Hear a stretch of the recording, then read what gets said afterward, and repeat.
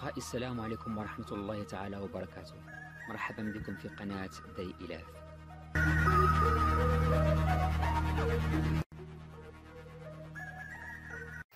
Bonjour tout le monde, donc élèves et parents d'élèves, vous êtes tous les bienvenus dans cette quatrième séance du chapitre la statistique.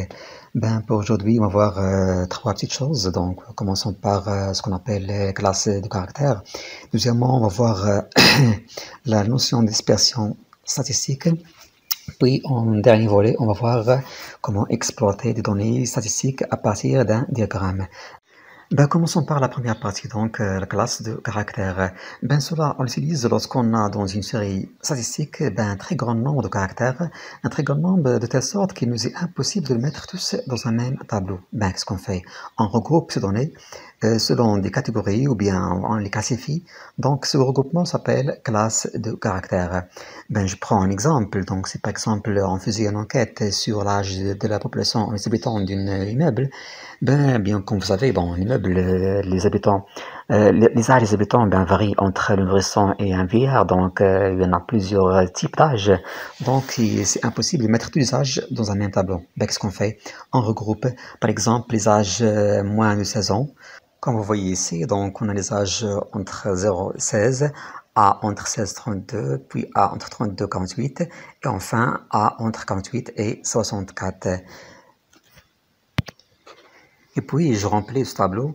Donc si je prends par exemple pour la première classe entre 0 et 16, donc un nombre d'individus, donc par exemple 8 individus, 8 personnes. Donc pour la deuxième classe 10 personnes. La troisième, donc 6, et pour la dernière classe, par exemple, 2 individus. Alors, puis, les questions ordinaires qui se posent, donc, par exemple, on cherche la mode, on cherche plutôt la fréquence, la classe fréquence c'est la mode, puis la classe médiane, puis la moyenne pondérée, puis le diagramme. Donc, on vous demande de représenter graphiquement ces données. Commençons par le premier volet. Donc, d'abord, on remplit le tableau, puis on répond aux questions. Donc, là, c'est 8. La deuxième, donc, 8 plus 10, qui donne donc 18. Troisième classe, donc 18 plus 8, qui donne 24.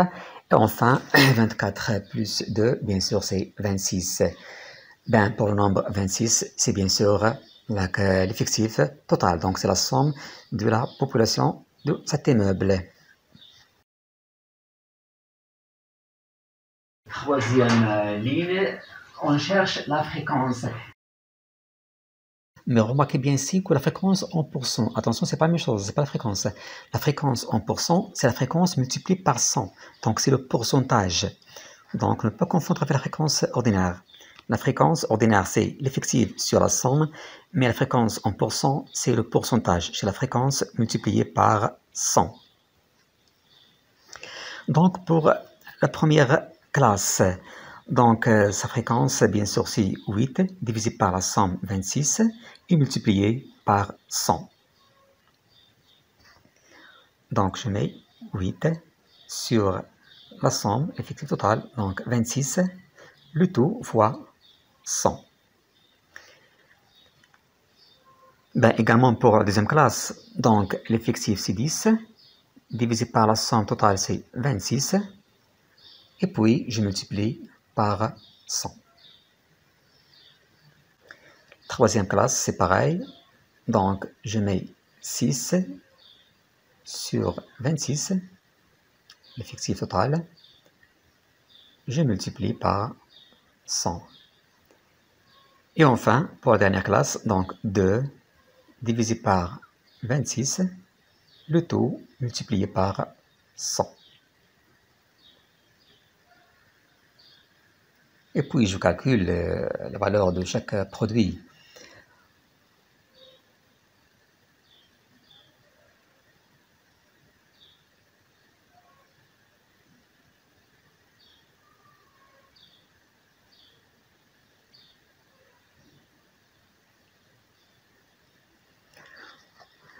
Alors maintenant passons à la question 1, donc c'est déterminer la classe fréquente, la mode.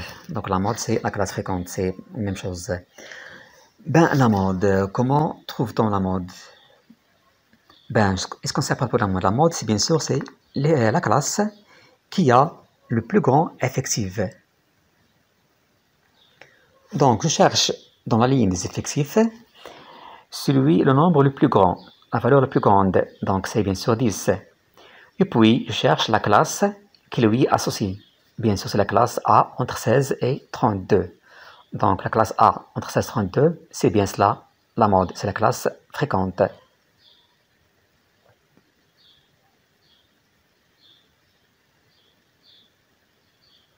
La mode est la classe, donc l'âge A, compris entre donc 16 et 32. Soit je l'écris comme ça, ou bien je l'écris comme un intervalle. L'intervalle 16-32, c'est pareil. Bon, passons à la deuxième question. Donc, c'est déterminer la classe médiane. Ben, pour la médiane, vous savez tous, donc, qu'est-ce qu'on fait? On fait la moitié de la somme. La somme, c'est 26. Sa moitié, bien sûr, c'est 13. Et puis, le nombre 13, je cherche sa place dans la ligne des effectifs cumulés.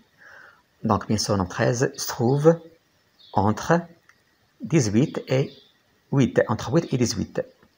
Je prends bien sûr le nombre le plus grand, la valeur la plus grande, c'est 18, et je cherche la classe qui lui est associée. La classe associée à 18, bien sûr, c'est la classe A entre 16 et 32. Bon, c'est bien cela, la classe médiane. Donc, 26 divisé par 2, qui donne 13. Le nombre 13, bien sûr, compris entre 8 et 18. Je prends le plus grand, donc 18. Donc la classe médiane, c'est la classe associée à 18. C'est bien sûr la classe A entre 16 et 32. Donc, la classe médiane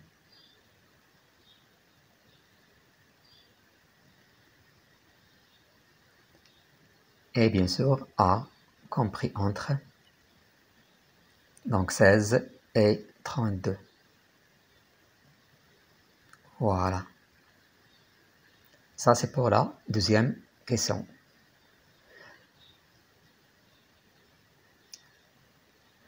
Maintenant, passons à la troisième question. Donc, alors là où il y a une petite différence entre ce qu'on fait lorsqu'on a des classes de caractères et lorsqu'on a uniquement des caractères non regroupés. Donc, cette question, c'est le moyen pondéré. Ben, pour le moyen pondéré, dans le cas ordinaire, pour les caractères, ce qu'on fait, bien sûr, on fait le produit du caractère fois l'effectif, on fait leur somme, on divise le tout par l'effectif total. Donc, le premier fois son caractère, plus le deuxième fois son caractère, etc. Puis, on divise par l'effectif total. Mais pour notre cas, donc, bien sûr, pour le premier, donc, deuxième, pour notre cas, on a pour le premier caractère, on a la classe de caractère. Bon, A entre 0 et 16. Alors là, on a plusieurs nombres. Alors, lequel vais-je multiplier par 8? Ben, le centre. Le centre de 0, 16. Donc, le milieu. Alors, le centre entre 0 et 16, comment je le trouve? Ben, je fais, c'est la moitié de la somme des extrémités. Donc, je fais la somme des extrémités, donc 0 plus 16, et je divise par 2. Je multiplie par 8. Pour le deuxième, donc 16 plus 32, divisé par 2, donc fois 10. Pour le troisième, également, 32 plus 48, donc c'est 80, divisé par 2, c'est 40, multiplié par 6. Et enfin, 48 plus 64, donc c'est 112, divisé par 2, c'est 56, multiplié par 2, donc 56 fois 2. Et puis, je divise le tout par l'effectif total, donc divisé par le nombre 26. Ben, pour le premier, donc 0 plus 16, divisé par 2, c'est 8, donc 8 fois 8. Donc n égale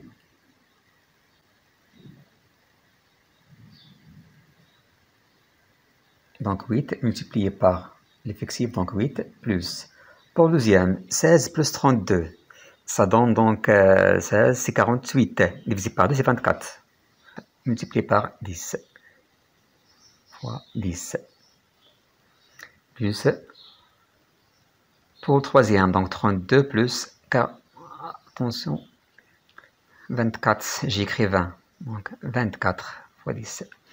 Pour la troisième classe, 32 plus 48, donc c'est 80, divisé par 2 c'est 40, multiplié par l'effectif, donc par 6, donc fois 6.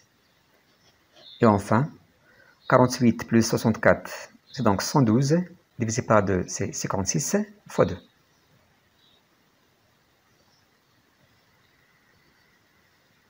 Et puis, je divise le tout par l'effectif total, donc 26, divisé par 26. Et puis, on calcule, c'est ça, la moyenne pondérée.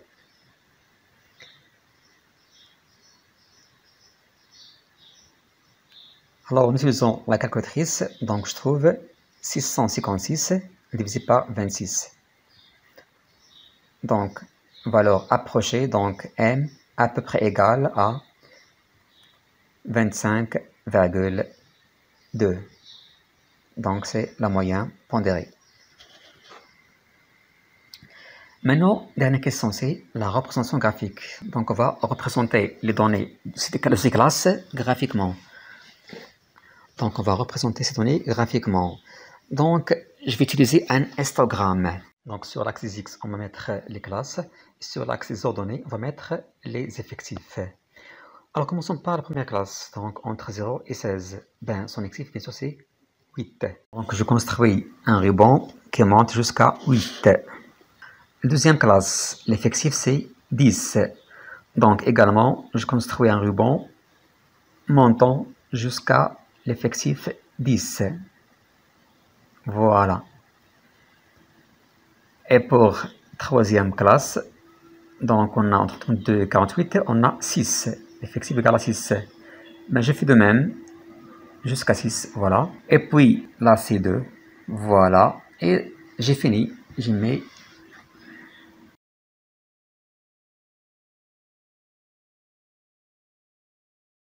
Ben, passons à la deuxième partie de cette vidéo, donc la dispersion statistique.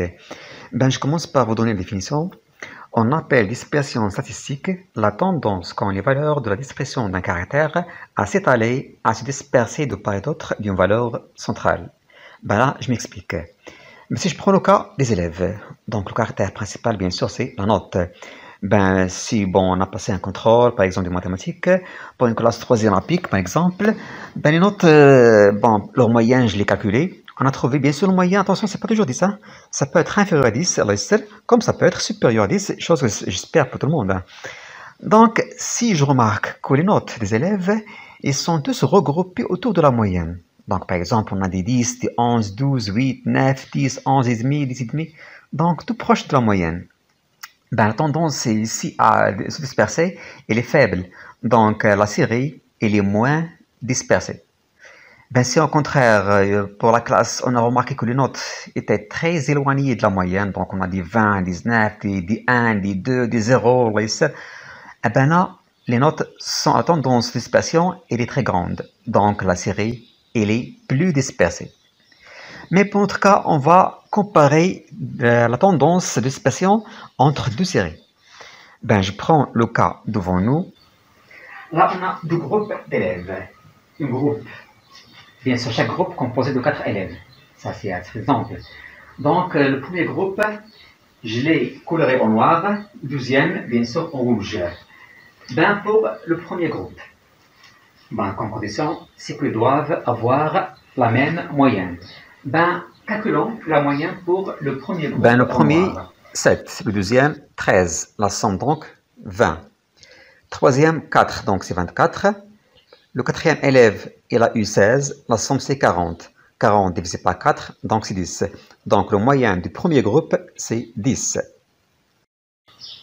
Pour la deuxième série, les élèves en rouge. Le premier élève a eu 12, le deuxième, on a 9, donc c'est 21. Troisième, c'est 11, donc c'est 32. Le quatrième, il a eu 8, donc la somme c'est 40. 40 divisé par 4, ça donne également 10. Donc les deux séries ont la même moyenne 10. Maintenant, voyons parmi ces deux séries laquelle la plus dispersée que l'autre. Prenons par exemple la série de notes en noir.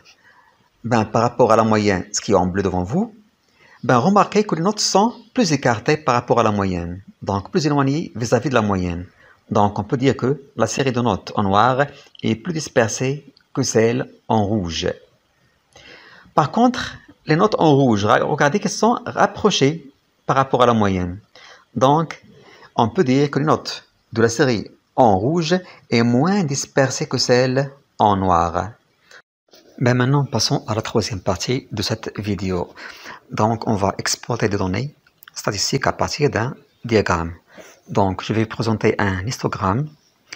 Donc, les classes de caractères, donc 1, 5, deuxième classe 5, 9, troisième entre 9 et 13, la troisième entre 13 et 17. Ces classes représentent le poids, comme j'ai dit dans la vidéo version arabe, donc le poids de pastèque. Donc, il y en a différents poids. Il y en a des pastèques entre 1, 5 kg, 5, 9 kg, 9 kg, 13 kg et 13 et 17 kg. Donc, on va répondre à certaines questions que je vais vous poser. Donc, la première question, c'est bien sûr déterminer la classe fréquente, donc chercher la mode. Deuxièmement, calculer l'effectif total, donc la somme. Et troisièmement, calculer le pourcentage qui représente le poids inférieur à 9, inférieur strictement à 9 kg.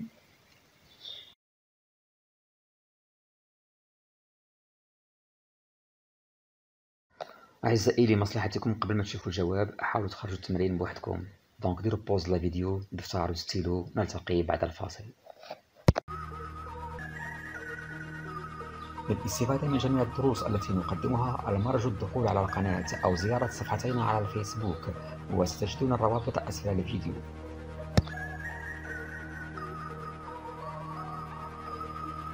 Alors maintenant, passons à la correction. Donc, pour la première question, la classe fréquente, la mode. La classe fréquente, bien sûr, c'est celle qui a le plus grand effectif. Or, le plus grand effectif, bien sûr, c'est 20. La classe qui lui est associée, bien sûr, c'est la classe entre 5 et 9. Donc, c'est celle-là qui est la mode. Donc, c'est la classe fréquente, bien sûr, c'est la classe entre 5 et 9. Bon, soit j'écris l'intervalle 5, 9, ou bien j'écris le poids P. Donc, P compris entre 5 et 9.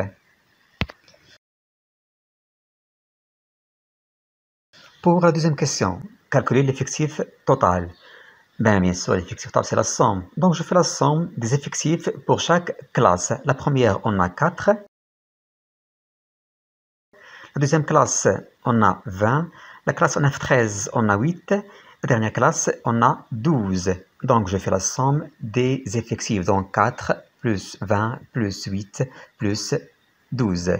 C'est bien cela, l'effectif total.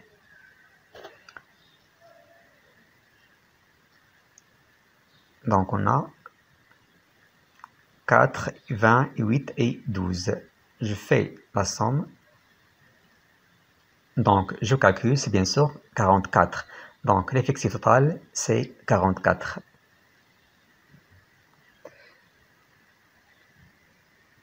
Maintenant, passons à la troisième question. Calculer le pourcentage que représente le poids inférieur à 9 kg.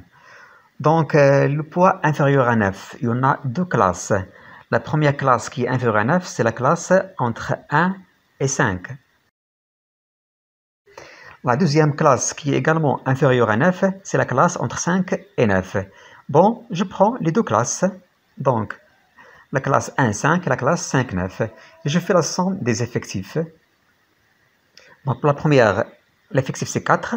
La deuxième classe, l'effectif c'est 20. Donc, je fais la somme. Donc, c'est 4 plus 20.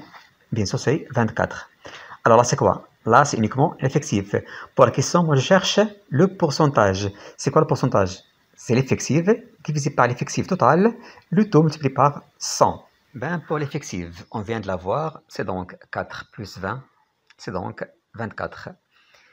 La somme, d'après la première question, la deuxième question, c'est 44. Donc 24 sur 44, bien sûr, fois 100. C'est bien cela, le pourcentage.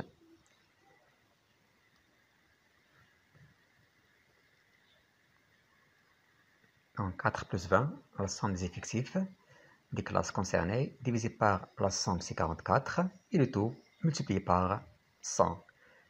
Donc cette vidéo a pris fin, donc on se retrouve dans la vidéo prochaine dans un nouvel chapitre, bien sûr la géométrie dans l'espace. D'ici là, au revoir.